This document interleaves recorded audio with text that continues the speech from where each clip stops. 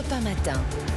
Le club de la presse européen en éclaireur ce matin d'Emmanuel Macron. Le président de la République s'envole demain pour 4 jours au Gabon, puis dans les deux Congos, enfin en Angola. Objectif de cette tournée en Afrique, je cite l'Élysée, corriger l'impression d'abandon laissée par la France dans une région pourtant convoitée par toutes les puissances de la planète, puissances grandes comme moyennes d'ailleurs. Est-ce que la France sait encore y faire dans son ancien précaré? Expression précaré récusée par Emmanuel Macron qui préfère que l'on parle de la zone d'influence naturelle de la France depuis les indépendances. On en parle ce matin avec nos deux plumes du mardi. Bonjour Mathieu Bocoté. Bonjour. Bienvenue à vous François Calfon également, éditorialiste politique, membre du bureau national du PS. François, regain d'intérêt français pour l'Afrique centrale, où ça fait longtemps qu'un président français effectivement ne s'est pas rendu.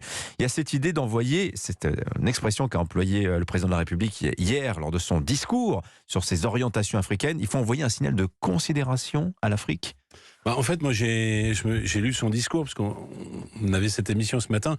Pour que tout change, il faut que rien ne change, d'une certaine manière.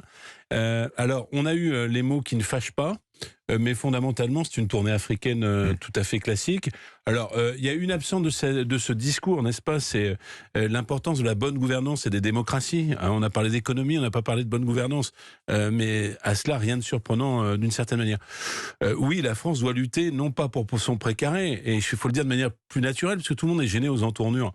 On parle la même langue, on a la même culture que beaucoup de ces pays que Emmanuel Macron va voir. On a la même structure administrative que ces pays et toutes ces personnes envoient leurs enfants faire des études en France. Voilà la réalité. Alors il y a ceux qui rejettent ça et qui considèrent que dès qu'il y a un Africain en France, il faut l'expulser manu militari. Il y a ceux qui, comme moi, considèrent que c'est un atout naturel et qu'il faut en parler tout à fait naturellement, en corrigeant finalement les problématiques du passé, comme l'accaparation des biens culturels. Mais je crois que les Maliens, alors je ne parle pas de cette junte militaire illégitime, mais les Maliens étaient bien contents que l'armée française fasse ce qu'elle devait faire quand tous les Européens étaient planqués. Donc moi je pense que c'est bien qu'un président aille en Afrique, qu'il prenne les prudences qu'il a prises. Mais si nous ne sommes pas là, c'est Wagner. Moi je préfère la France à Wagner. Mathieu Bocoté. Oui, ben justement, je pense que c'est une question de croire en sa propre légitimité. C'est-à-dire la France, et c'est un discours qui s'est imposé au fil des décennies, en est venu à ce point remettre en question son histoire coloniale, son histoire impériale, l'histoire de son expansion à travers le monde, qu'elle doute aujourd'hui de sa légitimité africaine, de son droit d'avoir une zone d'influence, soit dit en passant.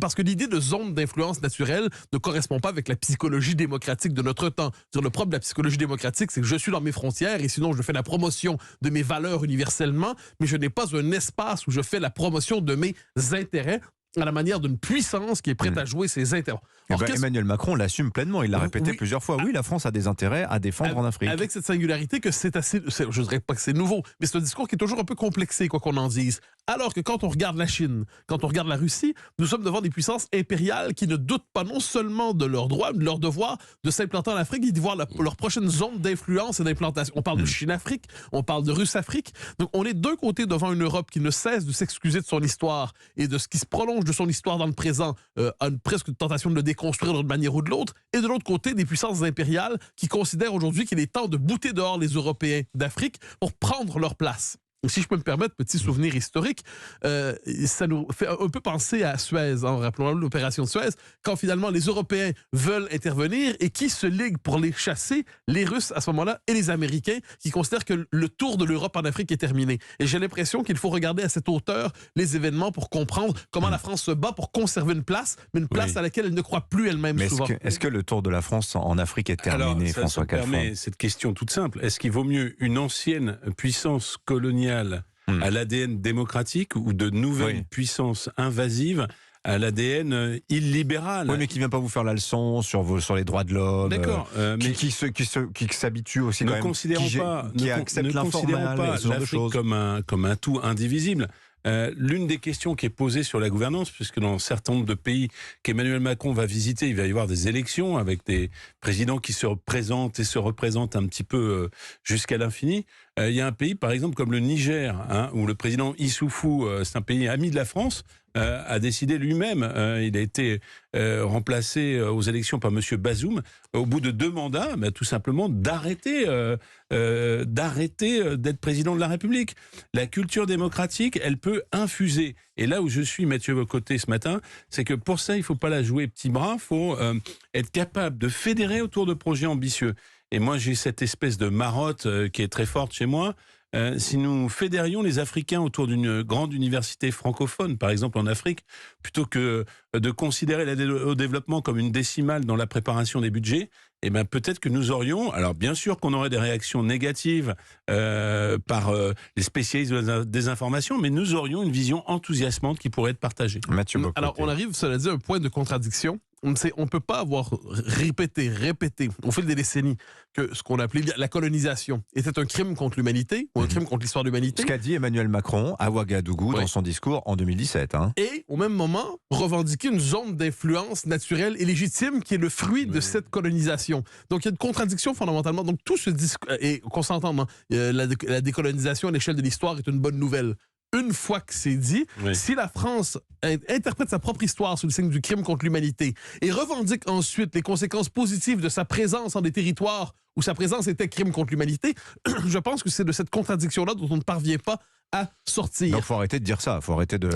Évidemment. De battre sa coulpe pour une période que l'immense majorité des Africains n'a pas connue. Si je peux me permettre, alors ça je le dis en m'en désolant, mais à l'échelle de l'histoire, tout pays qui a une certaine puissance finit par devenir empire d'une certaine manière.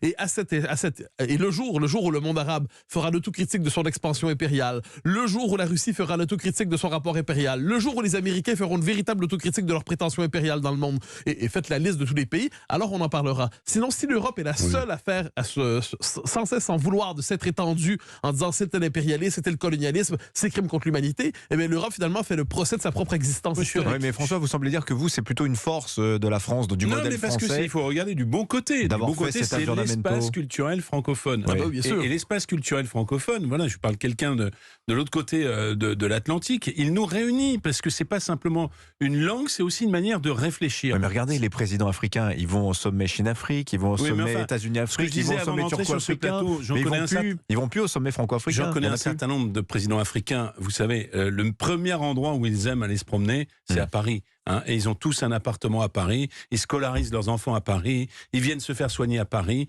et ils ont de l'amour, des belles lettres. Moi, je me souviien d'avoir parlé sous la pression avec le maire d'Oran, lors d'un déplacement avec le maire d'Oran, et lui me parlait de Montesquieu, lui me parlait de Victor Hugo, donc c'est dire à quel point. Mais j'entends ce que vous dites, mais si sous la pression populaire, il faut fermer une base militaire française, c'est ce qui vient de se produire au Burkina Faso, c'est ce qui s'est produit au Mali, pourra-t-il résister ? Il n'est pas interdit de faire de la politique, et il n'est pas interdit d'être réaliste, c'est-à-dire que nous ne sommes pas obligés de laisser se développer l'influence russe en Afrique. Donc vous voyez le résultat au Conseil, dans les votes des Nations Unies sur les non-sanctions à la Russie, vous avez maintenant pratiquement la moitié des pays africains que va qui sont visiter plus de Emmanuel notre côté. Macron. Je donne juste une petite remarque, les remarques sont toujours parfois plus parlantes que les grandes réflexions. Quand j'étais allé au Vietnam il y a quelques années, venait de se nouer un partenariat stratégique entre les États-Unis et la direction communiste du Vietnam. Et ça s'est fait par le business. Et Bill Clinton est venu, il s'est excusé bien sûr, mais tout le monde a avancé. Et un dirigeant vietnamien me disait une chose toute simple.